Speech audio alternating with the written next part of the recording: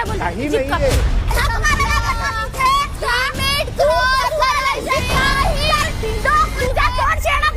Big boss मराठीचा 6वा season सुरू झाल्यानंतर पहिल्या दिवशी 2 महिला स्पर्धकांमध्ये वाद झाल्याचं पाहायला मिळालं. याचा एक प्रोमो नुकताच सोशल मीडियावर व्हायरल झाला आहे. सर्वात वादग्रस्त रियालिटी शो म्हणजे बिग बॉस मराठी आपल्या 6व्या पर्वासह पुन्हा एकदा प्रेक्षकांच्या भेटीला आला आहे.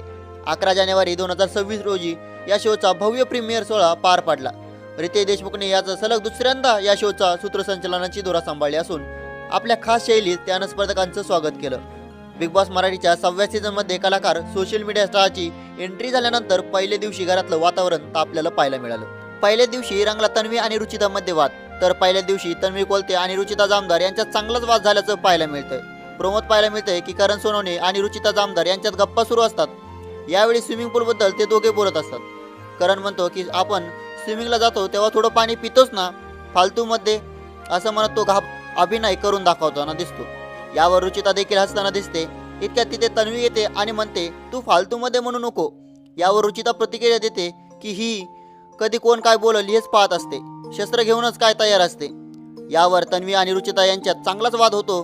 तन्वी म्हणते की तू लिमिट क्रॉस करू नकोस, तू रुचिता म्हणते की बुंडोक तुझं तोंड शेणात घाल.